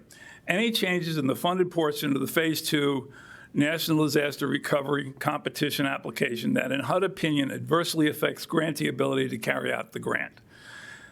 That's 1. Any changes in the funded portion of the Phase 2 NDRC that, in HUD opinion, would undermine the grantee's soundness of approach. That's 2. Any change in the most distressed and impacted target area. That's 3. Now, what they're really getting across here is that originally, and we had talked about this back in 2017 and the first half of 2018, well, actually 2017, because this had not yet gone into effect. Originally, they had taken the position that if you tried to change funding on any one of your activities, they were going to rescore. So what they did is they took the rescoring component out and they put these 3 in. And what they're basically saying is that when you come and talk to us about your proposed change, we're going to talk to you and force you to justify that this still contains the same vision, purpose, and focus of your original application. It's not going to be in the context of actual number scoring, but it's going to be in the same principle.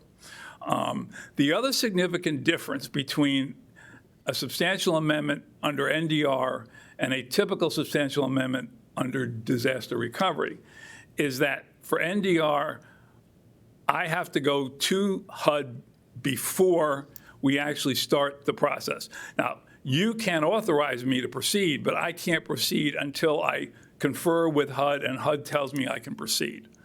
I'm not sure why that's in here for NDR, but it is. The other standard changes are any change in program benefit, any change in beneficiaries, any change in eligibility criteria, allocation or reallocation of more than 10% of the grant award, addition or deletion of an eligible activity, any change in the leverage that was pledged and approved in the grant agreement.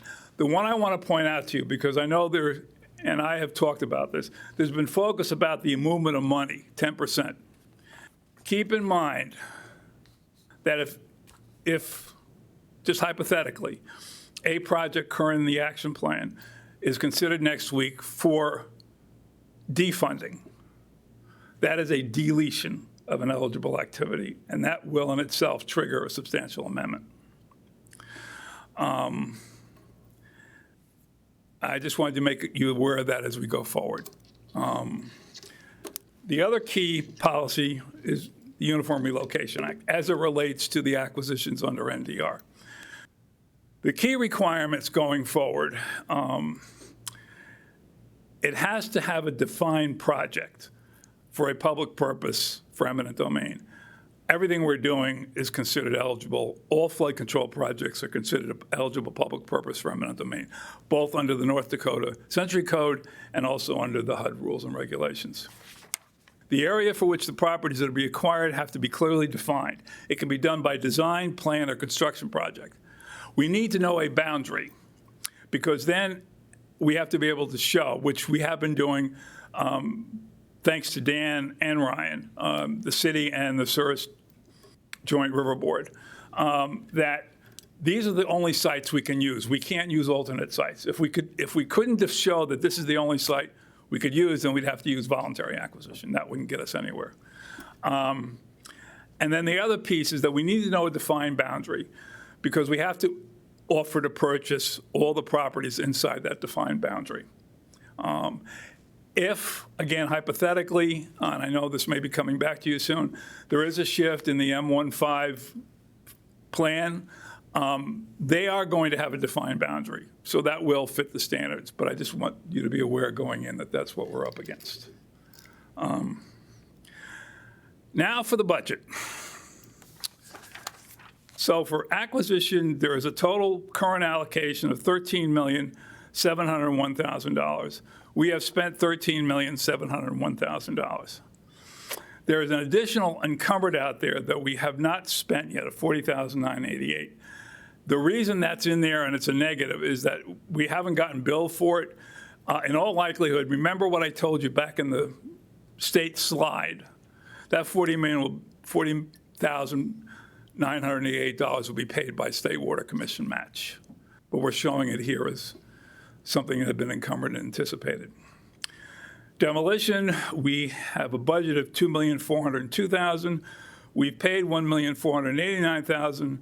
We've encumbered $919,000, and we have an available balance of $6,000. However, it is in all likelihood that some of that encumbered money, when we encumber something, it's against the contract. It's the maximum they could possibly spend. Our experience has been with our demolitions that we're spending somewhere in the area against what is encumbered of 50 to 60%.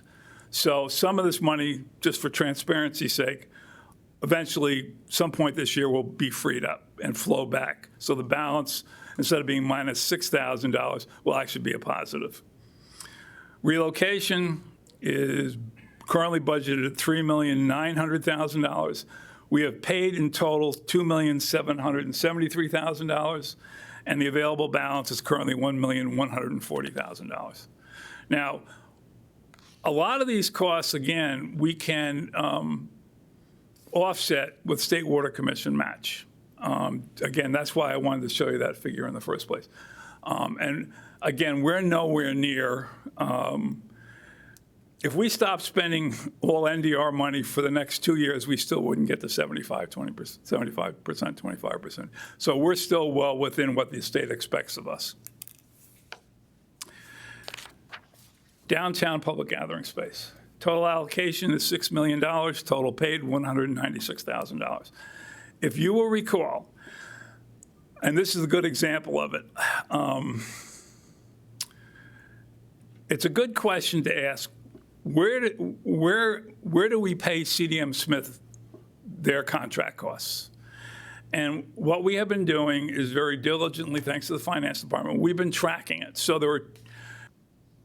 all of their work is what's known as project delivery costs. So they can be charged against each of the projects. So in this $196,000, it is a combination of the environmental reviews we've had to do and some technical support that we have provided by CDM Smith. Family homeless shelter, total allocation, $3,041,000. We paid $765,000. That's our portion for the acquisition of the land, which is now owned by Lutheran Social Services Housing. Remaining encumbrance is $2,093,000. That is the remaining contract that we have agreed, subrecipient agreement, but that we have agreed with Lutheran Social Services. The available balance is $183,000. Public facilities relocation, this is City Hall. Total allocation is $3,750,000. Total paid is $8,977. Again, that was some modest technical support from CDM Smith. Total available balance is $3,741,000. Multifamily LMI rental housing. Total allocation is $20,897,000. Total paid to date is $3,878,000. That is primarily Park South 1. Just as an aside, we got our quarterly update from Park South 1. They are 100% occupied. All their LMI units are 100% occupied as of this month. Total remaining unencumbered is $16,880,000. That is all the various subrecipient agreements and contracts that we have already awarded, like Milton Young Tower, Park South Phase 2. So the available balance is $138,000. Single-family LMI housing, total allocation is $12,807,000. Total paid to date is $1,310,000. Total encumbered is $5,191,000, and the available balance is $6,300,000. Now, bear in mind that part of that encumbrance is still a balance of $2.7 million in the GAP financing program. We currently have 30 qualified LMI homeowners that may be using the GAP financing program, and they would each get $60,000. It may be that we're going to keep tracking this, but it may be at some point that we won't need the full $3 million, or I would still like to see the full $3 million used, in which case there would be some flexibility in the money here. Current available balance is $6,306,449. There are, just as an example of, there are still 2 active potential multifamily LMI rental housing projects. We have not received formal proposals yet. We're still in discussions. One is the one that you had given a very preliminary authorization to, which is Beyond Shelter for the senior citizen housing. We're working through, we're actively discussing with them. They have received the low-income housing tax credit award, which is recently noted in the Minot Daily News and other news media. We're currently working through that with them, a due diligence process where we can come back to you with an actual formal proposal.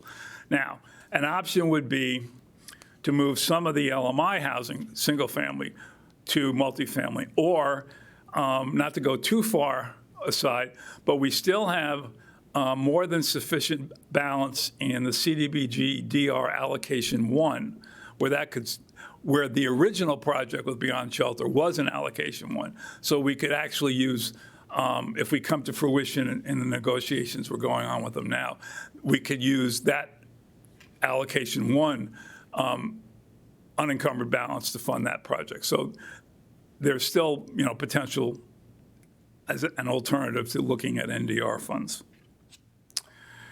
Now we get to the planning. Now, I do want to say to you that planning is never scored. We do have some balances. If there is a decision to move some money around, that is not going to be a problem. That is the easiest move, as long as it goes into either already identified planning activities or into actual project activities. So currently, we have the ecological restoration study. The allocation was $357. We paid $2,300, which again was technical support from CDM Smith. We have an available balance of $355,000. So that's one that's still available. Vulnerable population study, $306,000. We still have $306,000. Overall benefit cost analysis, which was required actually by HUD in the beginning to show that all of our projects had a justified benefit cost analysis, that was $99,900. That was almost fully spent. We have a balance of $315. Funding and financial strategies. Original amount was $273,375. Total paid was $16,298. Remaining encumbered $3,000, so the balance is $253. The actual, this is where we paid for the grant report that you all received that showed the potential for up to 400 grants we could pursue and gave us the tools to be able to do that. Affordable Housing Neighborhood Master Plan, total allocation was $299,250. We paid $128,000. There's still an available balance of $171,000. Economic resilience strategy, we've been using that a lot. Original was $299. We have paid $179. There are no current encumbrances, so we still have a balance of $119,000. Minot Affordable Housing Supply and Demand Study, this was done in the beginning. Total allocation was $299. We paid $299, and we have a balance of $20. And the Souris River Decision Support Tool, that was, again, originally done right after the action plan was approved. The original allocation was $599,000. Total paid was $503. We still have an available balance of $96,000. Center for Technical Education, original allocation was $1,540,000. Total paid $40,000. We still have a balance of $1,499,000. Administration, $3,752,000. This is capped at 5% by law. So the $74 million, we can only spend 5% of that money on administration. Total paid to date is $1,236,000. We have an available balance of $2,515,000. And that gives you the complete picture of where we are. I'll be glad to answer any questions. Thank you, Mr. Zakian. Any questions or maybe a little further deeper dive on any of the information? Yes, Alderman Pittner. Thank you, Mayor. John, just, you made a comment towards the beginning of the presentation with the CTE having such a drastic reduction in funding. How was that scored versus some of the other items? Where did that rank? Mayor Sima, Alderman Pittner.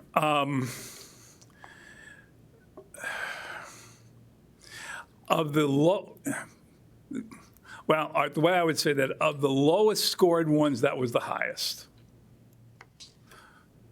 Best of the worst. Gotcha. Alderman Janser. John, so going back to your comment, when you said a minute ago that the planning allocation money is the easiest to move, were you saying that the planning allocation money is the easiest to move within those categories in the planning section or into something else? Mayor Sima, Alderman clarification. Yeah, Alderman Janser. It would be, if I had to have a discussion with HUD, it would be the easiest discussion I could possibly have. Planning, how do I diplomatically say this? Statutorily, which was a decision by Congress, not by HUD, decades ago.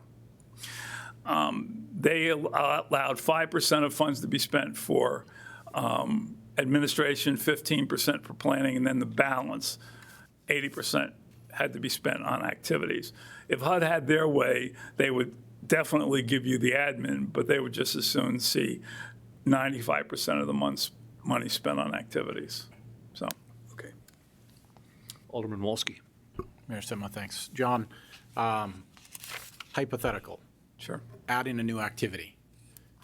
Something, so as we look at the planning and we see the ecological restoration, the Park District has a partner in a project and a contractor going right now, Audubon, North Dakota, working on various areas along the river. A lot of the planning, in essence, has been done, and Audubon, North Dakota, is conducting some of that. Is there an opportunity to convert planning to activity and extend something like that? Because I don't think we have achieved the full need in terms of what's already being done. I think there's a significant amount of need for this type of work. So thoughts? Mayor Sitma, Alderman Wolski, right out of the box, I would tell you that yes, that could be done. That would trigger a substantial amendment because you would be changing it from a planning to an actual activity, and any activity does require any new activity requires a substantial amendment. It was in the original application. I guess the best way I could answer you right now is I would not be thrown out the door by HUD if I brought it up, because it was contemplated in the original application. Unfortunately, sometimes it's best for me to say I don't have a crystal ball on how HUD's going to think, but I think it certainly is something that I could easily have a discussion with them on. Alderman Straight. I'm going to shut up. Thank you, Okay. Alderman Olson. So each time that we talk about a substantial amendment, what is our timeline? Does it vary from project to project, or is it, are we always looking at 6 months, or what are we looking at? Mayor Sitmer, Alderman Olson, it depends on the type and the complexity. If you recall, actually, at the last council meeting, you did approve, or a recent council meeting, you did approve a substantial amendment, which is changing 3 words. That will be done in 45 days. If you're going to add an activity or you're going to delete an activity, or we're going to exceed the 10%, that is probably going to be a much longer conversation with HUD in the first place. And secondly, they're going to probably require much more work than would be necessitated. I mean, to be frank, and again, I really appreciate it. And I think next week you'll see where I was going with getting that urgent need amendment into our action plan. I just had to change 3 words in the action plan. It was that basic. I guess the best guide I can tell you is that the more language you have to either add or delete or explain in the action plan, the more time consuming it's going to get and the more likely that HUD is going to require additional information. Alderman Straight. Thank you, Mr. Mayor. John, say I wanted City Hall to go in the Big M building with a gathering space in the Big M building and low to moderate housing in the Big M building, since we're not going to use all that. That's something we could probably ask for, couldn't we, just to renovate and do those 3 things within the Big M building and not trigger a substantial amendment? Mayor Simmer, Alderman Straight.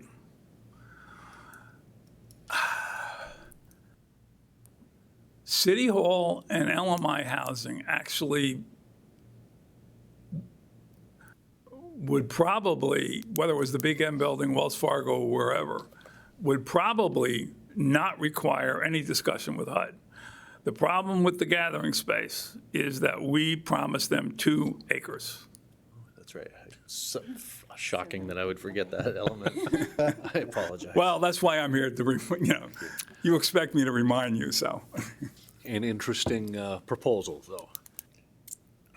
Any further questions for Mr. Zakian? Mr. Alderman Janser. So So as we get closer to 30 September 2022, or, you know, that timeline that we're all looking at. So maybe you've answered this before, but so if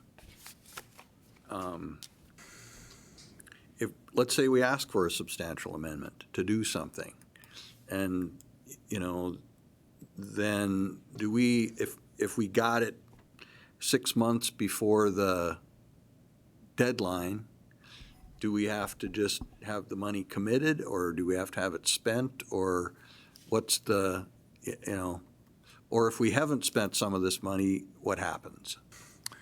Mayor Sitman, Alderman Janser, I'll answer the last question first. So again, this, and it's always worth repeating, especially for the public. Congress established the deadline of September 30th, 2022. So it was by a congressional act. The only way that date could ever be changed is by another act of Congress. So there is no discretion. The president doesn't have discretion. HUD doesn't have discretion. So that is a drop-dead date. We have to have all money spent, not encumbered, spent. Any money not spent on October 1st will be grabbed by HUD and given to another grantee. If you recall, on the first part of your question, if you recall, I actually, and there was method behind what I was doing. Several council meetings ago, we did approve a timeline, and we established benchmarks. That's why there is a drop-dead timeline in there for doing substantial amendments, because the likelihood of being able to do getting HUD to approve a substantial amendment after, I believe it's in 6 months. I'm going from memory. HUD probably would not approve it, but if they were to approve it, we would be really pressed to make sure the money is spent. So that's why that deadline is in there. Continue. So just when you say they would grab our money or grab the money on October 1st and give it to another grantee, is that another grantee that didn't get money the first time around in the competition, or another grantee that, I mean, does the clock start over for those folks, and what happens? I mean, you know, what happens then? Mayor Sitma, Alderman Janser, HUD hasn't answered that question yet. I will tell you that the standard practice is that if HUD recaptures funds from a grantee, it's normal, not NDR, it goes into a discretionary pot that the Secretary of HUD has the ability to decide where that money goes. It is probably likely that that's what will happen here. Although arguably, because this was a congressional act and an appropriation, the money could actually go back into the U.S. Treasury and end up going to the Department of Labor. But I think HUD is still operating on the basis that none of that money is going to be remaining on September 30th, 2022. Thank you. Well, Mr. Zakian, if someone else's discretionary funds or if other funds end up in a discretionary and they decide to reallocate, let them know, again, that Minot is their poster child of success to this point, and we would gladly accept any other funds that was taken from another grant. Very good point. Any other questions? If not, we have a second crack coming up in not too distant future here for questions and other information, Mr. Zakian. Thank you so much for your time. That takes us to number 10, liaison reports. Alderman Olson. I have a long list for you tonight, Mr. Mayor. So first I want to promote and encourage people to watch for women around Minot and the area who are participating in the 5th annual Women United Little Black Dress campaign. It's next week from February 24th to the 27th. Women will be wearing the same black dress or black outfit each day of the week in an attempt to garner some funds for a group called Girls Who Code. So be looking on Facebook, be watching in the media, support that. I will be participating in that. I believe our city clerk will as well. All right. Then Women Lead, Women Run is kind of up and running again. This is a group that encourages women in the area to seek out elected office. And that meeting will be February 29th at 1 o'clock at the Minot Public Library. Any women are invited to come to that. This afternoon, I attended the NDR CTE committee meeting, so I'm glad that we've been discussing that this evening, and there will be more to report on that very soon.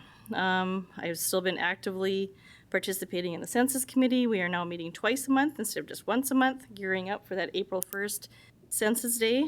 And I think the motto has been displayed on our screen behind us, more means more. And we certainly want to see everyone get counted. Our liaison committee with the city, county, and school district will be meeting on February 26th.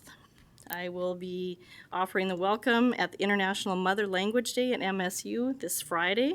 And there are NDR gap financing update meetings scheduled for tomorrow afternoon with lenders and brokers that talk about the gap financing. Thank you, Lisa. Any questions? Alderman Straight. Chair, Alderman Olson, when is the next CTE meeting? It is not scheduled. Okay. We can let you know. Thanks. For the CTE meeting, there was a recent meeting as well for an update, and just for the very brief update on that, it appears that things are moving forward, and we hope to have some news in the not-too-distant future on that. Alderman Straight. Nothing to report. Okay. Alderman Wolski. Mayor Sitma, thanks. Many of the committees I sit on seem to meet after this particular meeting, the third and fourth days of the month. So the next report, I'll have a few more. But Zoning and Planning Steering Committee tomorrow morning, 8 o'clock. We've been talking about parking a whole lot recently, which is no shortage of material for us here up on council. Zoning and Planning for the county, or County Planning Commission, excuse me, also meets tomorrow night, or Thursday night, fairly light agenda. Pretty routine business there these days. Okay. Thank you, Alderman Wolski. Alderman Janser. Looking forward to the liaison committee on the 26th. I think that's been coming up for a while. Thank you, Alderman Janser. Alderman Pittner. Thank you, Mayor. I sit on the Minot Board of Directors for our Realtor Board in Minot, and just wanted to give an update that Lance and Brian Billingsley were nice enough to come and educate real estate agents on flood protection as well as the importance of the census. We have a recruitment and retention committee coming up, and then as well as planning and zoning for Ward County meets after this meeting, and they did not meet in January, so no update there. And then lastly, before I left the house, my daughter Charlotte told me to say hi, so hi, Charlotte. Hopefully she's still listening. She better not be. All right, sounds good. Well, thank you so much. I will have my report as well as some other items on at the next City Council before my report. That wraps up the liaison reports and takes us to number 11, adjournment. Motion to adjourn. Motion by Alderman Pittner to adjourn. Is there a second? Second. Second by Alderman Janser. Discussion? Alderman Straight. Mr. Mayor, I don't want to call you out, but you did mention that you were going to give me an update on the community economic development possible hire or not. I apologize. If you want to for do that missing offline, you can, but I'm sure that the public is wanting that update. So. Very briefly, against the judgment of only discussing adjournment here, for the discussion aspect, we did do an interview with 3 separate panels. There was one valid applicant that did come to City Hall. I think President Janser was part of one of those panels as well. As the City Human Resource Director, Lisa Johnson, kind of pointed out that there was a little more backgrounding. And of course, the discussion with one of those panels was also the steering committee for the IEDC, thank you. The evening is wearing on me a little bit. One of those panels interview was the IEDC Steering Committee as well, that all of those did come back with a unanimous to offer that position. We will see as whether or not that comes to fruition, but for a full kind of understanding for the public that it might be watching at home or listening, a big portion of that position is also helping address a lot of the different ordinances or other potential challenges that might come with economic development, not necessarily in the development aspect, but working with city staff as somewhat of that concierge service. So providing more value to any potential economic development entity that also might be working those avenues. So we'll have more of an update on that as we move forward, and we can certainly add that to a future discussion for further discussion. Any further discussion on adjournment? If not, all those in favor say aye. Aye. Aye. All those opposed, same sign. We're adjourned.